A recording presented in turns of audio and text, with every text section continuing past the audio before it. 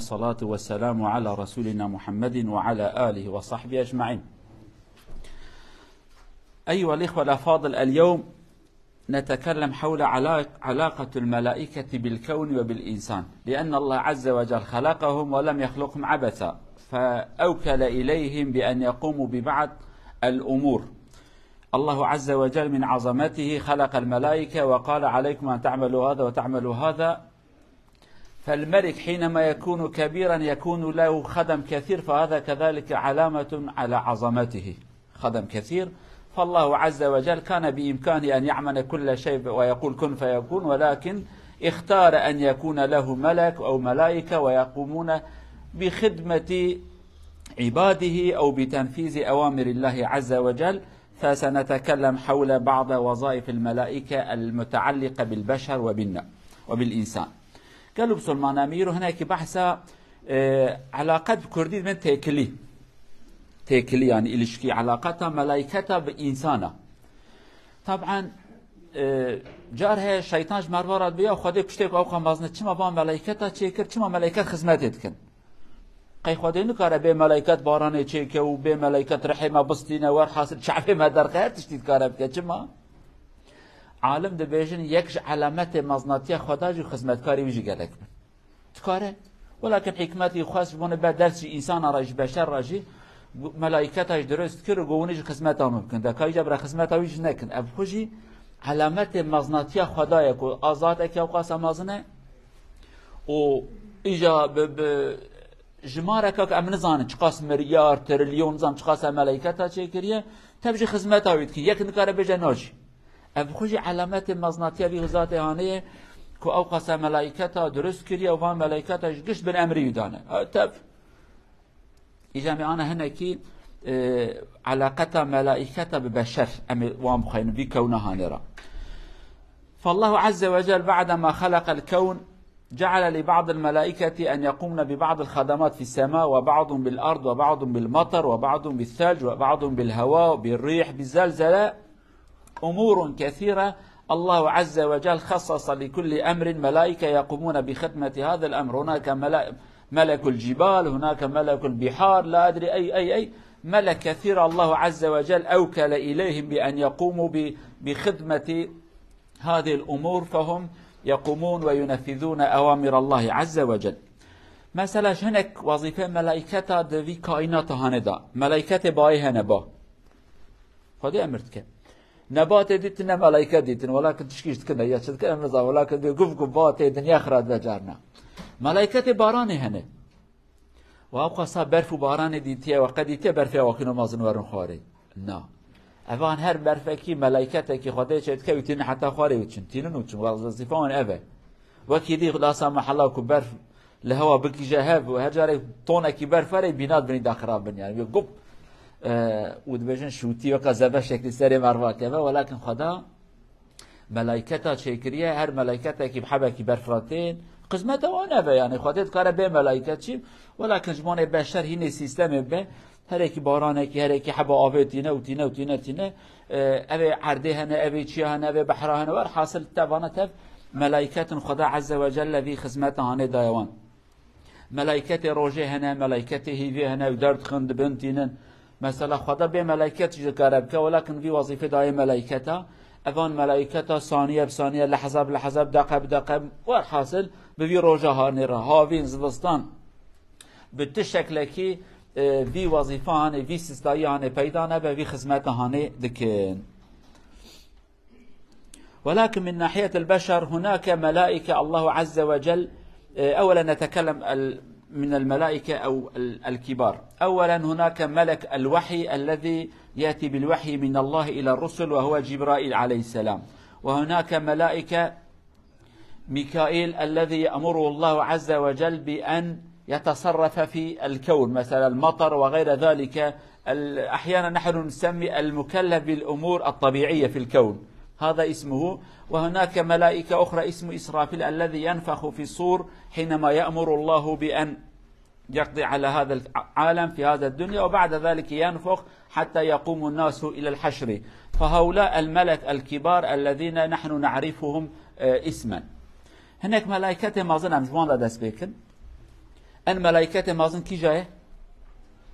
جبرائيل عليه السلام ملائكه وحييه ابيا مازن تفكي ملائكه هنا كي ايات جرات بجا الروح نابي بنابي روح تيغوتن وين كيجي جبرائيل خدا غوت جبرائيل ابيا ملائكه وحييه ام كرديه خد بين قاصد يعني الرسول الچی يعني بجرا بجن قاصد نابرا خدا و نابرا پیغمبر اویا وحیش پیغمبر راتینه پشت کو وحی پیغمبر قدی هدی وحی نه له ته اسمان دنیای تبع امر خدا خصوصا شب ليله القدر ته يعني ملائکت اكيد یک نبی میکائیل یک جی اسرافیل یک جوان خدا امر تکد به باران يعني برپرسی وی کائنا او کهانه ای برفه و ابي باران و ابي فرتونه و ابي تشتای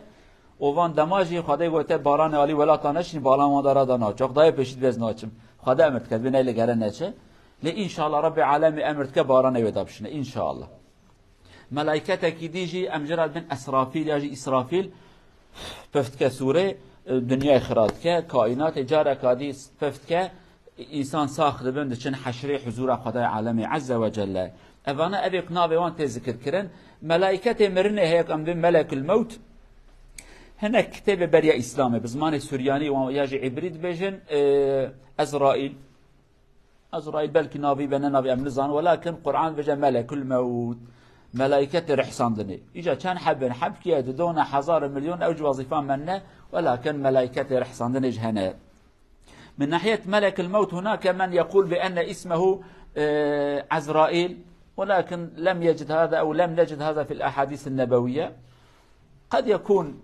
بالسريانية أو لا أدري ولكن الذي نحن نعرفه في الإسلام اسمه ملك الموت هذا لا خلاف فيه ولكن بعد ذلك لا أي اسم له فهذا لا يهمنا المهم هناك ملائكة أمره الله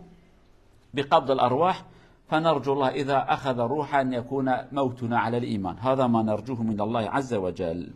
وكذلك هناك ملائكة لهم علاقة مباشرة بالإنسان هناك من يكتب أعمال الإنسان تعمل الخير هناك ملائكة يكتب وتعمل الشر هناك ملائكة يكتب الشر الذي أمرك الله بأن أمره الملائكة الله عز وجل يأمر الملائكة بأن يكتبوا كل شيء يصدر منه خيرا وشرا لكل إنسان ملكان عن يمين وعن الشمال يكتبون فليكن لدينا حذر ونستحي من هذه الملائكة أن يكتبوا سيئاتنا بعد أن نستحي من الله نستحي من عباد الله الذين هم معنا ملائكة إجا علاقة وانا بإنسان روبرو يعني دحب ملائكة أمزان خدا نافي وانشمارا نقوت يلي دبجن كردي دبجن رقيب وعتيد ولكن مع ناف ننفانا وظيفة وانها يعني رقيب أبي كنترول كو عتيد جد نفسنا يعني أو كنت تشتاد نفسنا يعني نفساندن فقط نابي وان رقيب وعتيد نما بكردي بملائكة يك رقيب يك عتيد تشتاقنا بل دحب ملائكة هنا اوان ملائكة يك اي راستي يك ابي تشابي خدا او كذا ما يلفظ من قول الا لديه رقيب عتيد خدا بيجي شي كلمه دبي ودري دحب ملائكة من دقل وانا دنفسين ملائكة كل آلي راستي ابي خيرات نفسنا خدا ويكريه الشف داغلي لدر ابس هردم اي راستي شف ابي يعني اوج رحمه خدا يعني انسان خيرك يبكي بيا در حال نفسنا تقد نفسنا اي خيره خرابيك يبكي بيا بنفسنا بسكنه بس بركي ولا توبه كر بشاف جناه يتكاد از بنفسنا بنابسه چون شاف ابا يعني ابي بريارد ده بس بلكي حتى سر اسم توبه كيبكي يعني خدا چقا خدا کی مازنه ام خرابه هر سم نباشن يعني خيره اب ملائكت ناسكنا نو بلكي يا پوشمان بو بلكي ابي گو خزيم نكرا لو ام انسان جانا تشكيل كده خزيم بخير نكرا ام جانا عاجز منه اوكن جانا شيطان تجمع ام خيرك الانسان كي تكون بي انسان باشنا بمالاتا و تشكيج مرفرات بجا شيطان تد ببني نگو مالاتا آوها بني خاطر عاجز ببه دبي خزيم بخير نكرا اجا الملائكه يعني بيبي خبرنا ناس انا در حد نفسنا رق نفسنا ومورق لدخي كده بتخير كي كده ابي هاني دبي از بنفسنا بنابسكنا افشفه دبي عجلنا كبلكي بي انسان توبكر افيش قصا كو خدا مازنه خدي رحمته خدي كرمه يعني خير تد نفسنا نابه بلكي پوشمان بو اما گناه كي تكنه بلكي توبكر بي عبد من چقا خدا كي مازنه ل تخير مداتنا يعني الملائكة الذين يكتبون الحسنات والسيئات الذي على اليمين وهو الذي يكتب الحسنات فهو المسؤول الكبير بين الملكين فحينما نقوم بعمل الخير فهو يكتب مباشرة، والذي في الشمال حينما نقوم بسيئة يقول اكتب، فاليمين يقول لا اصبر لعله يتوب. من الصبح إلى المساء أو من المساء إلى الصبح ربما يتوب، إذا لم يتب فبدأ بيوم آخر يقول اكتب ماذا نفعل، اكتب ماذا نفعل، وإذا تاب كذلك يقول امحيه فأنا سأكتب حسنة. وكذلك هناك ملائكة مع الإنسان يحفظوننا من الشرور ومن السيئات، له معقبات من بين يديه ومن خلفه يحفظونه من أمر الله. الله عز وجل يقول لله بعض الملائكة مع الإنسان يحفظون الإنسان من الشرور، ولن يأتي شر إلى الإنسان إلا بعد أن يقول خلاص فليأتي هذا الشر.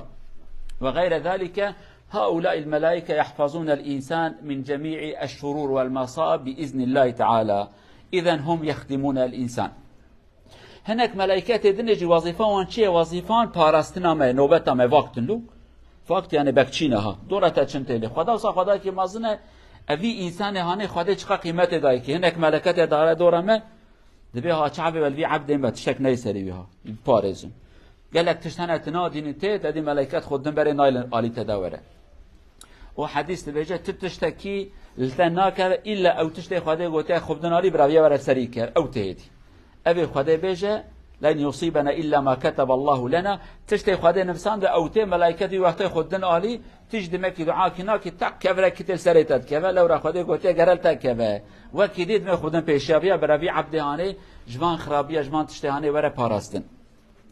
أباناجي نعمتك خدای مازن حتى حديث قادنه بجا يتعاقبون فيكم ملائكة بالليل وملائكة بالنهار يجتمعون في صلاة العصر وصلاة الفجر. هناك كذلك ملائكة الذي يذهب ويأتي الدور أو كما نقول الدوري يعني وظيفتهم يبدأ من الصبح إلى العصر ومن العصر يبدأ إلى الصبح، فهؤلاء يذهبون ويأتون، فحينما يأتي المسلم يصلي وحينما يذهب المسلم يصلي، فحينما يسألهم الله عز وجل يقول ذهبنا والعبد كان يصلي ورجعنا وكان عبدك يصلي، فنعم العبد الذي يصلي والملائكة يذهبون بصلاته إلى الله عز وجل. هناك ملائكة دين يجي تشدك نوبة عفوا أوان ملائكة نوبة ما تقرن يا بمرة شنوتين بكشي ما يجي حديث بجاء وقت سرس بيتين ووقت إيفاريج دشن لما جاء سرس بيتين لما جاء عصر دشن إجا خدا جوان سؤال كذبه وشكرت بي والله أمشون يا ربي عبدت المشتكر سرس بي المشتكر إيفاريج لما جاء خلاص تبه عصرك جارة كادي دشن دبي چوا بود بي يا ربي والله أمهات نشتال المشتكر إجا چقا شرف كان مازنه ملائكات تلمشتكي وملائكات تشنج تلمشتكي أفج نعمته وفضل وكرمك خدايا ام دعا بكن كو خدا عز وجل فان ملائكات أصاكينو بك هوال جبون ما وهردمت كلمة بن كيف يعني لما خدي دركه بنا أصاكينو بيجن يعني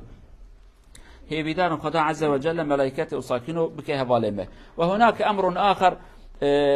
الأحاديث يقول والله عز وجل يقول الشيطان يعيدكم الفقر ويأمركم بالفحشاء والله يعيدكم مغفرة منه وفضلا. هناك ملائكة مع الإنسان وهناك الشيطان. الإنسان دائما يأتي بالوسواس إليك، ولكن الملائكة هو يذكرك بالله عز وجل. هناك طلقتين كما نقول، طلقة الشيطان تعرفون ما هو الطلقة الذي يضرب بعضهم، طلقة الشيطان يأتيك بالوسوسة وبالفتنة، وطلقة الملائكة يوقظك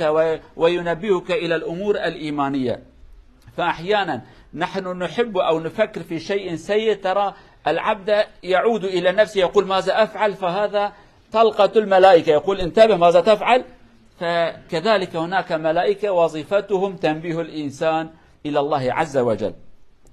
هناك ملائكات يدنج هنا پیغمبر بجا کو خدا گوتیه و پیغمبر جی معنی ود کرد بجا فشک زانه چنه فشک ایجا ام کردیا خودش کیدن اواکنوش به قنجروسک ام ساکنوش بجن دبی وکا بجا قنجروسک که شیطان جهه و ابا ملائکت جهه. شیطان اواکنوت که انسان تشت شیطانی تن عقلوی، ملائکت اواکنوت که تشت ایمان تن عقلی انسان. ایجا خدایش بجا شیطان تشت خراب کبیره و تشت نباش وارد بجا، خدایش تشت بخیر مر وارد بجا. دبی اگر و انهرت اتشتکی اواکنو وارد چیبو و ایمان خدا ترس آخرت تشتكي بخير هذا ما كي ملائكتك كيف شكك الوقت يعني وكرو عيبش ترى شعبك بك تشد كذ بأمريا خداتك اویاجی خدمتك يج انسان را که خدا جمرة دده كرم بملائكته خو اوان ملائكتاتين تتخاطي شاشتي كي بكلمه شرك حب كده تخاطي عيبت تبي امريه خدات كي بنت خاطر تشتكي خوش يعني خدا قاس خير انسان خوازه وان ملائكت مبارك وان پیروز وان محترم او جاتنا خدمت انسان و کامت کن ام قيمته خو نزانه هي بيدارون كم قيمته خو زان بن ام جرابي خو بترسن تشتي بخير بكن. الله عز وجل خلق الانسان من الروح ومن التراب، فاذا ارتقى الانسان ايمانا فيكون من صفوف الملائكه، واذا انحبط الى الارض فيكون مثل الحيوانات ومثل الدواب. فنرجو الله عز وجل ان يعيننا على ان نرتقي روحا وان نصل الى درجه الملائكه. انسان خدا وجود تشتا چیکری جرحه چیکری آخه چیکری آخ ام پیلت تو قیمت آخه نه، ولكن رح سرکی خدا يعني دمو که ام انسان ببن انسان بعاقل محترم مش خدا يخ بترسن بي وقت امج آخه بلند بن بهوا دا چنتين درجه ملائكته اولا قوك ملمج نكرو دزي كرو زناي كرو بامري خدا كر امتن آخه حيوان سرداد ماشي نمدوني آخه هانه او ماده ما آخه بحاكم خدا ماده ما بإيمان بك حاكم جمرة إن شاء الله مش خرابي وتشتي نباش محافظة ببارزة حتى برابصة. والسلام عليكم ورحمة الله وبركاته إلى أن نلتقي أجمعين.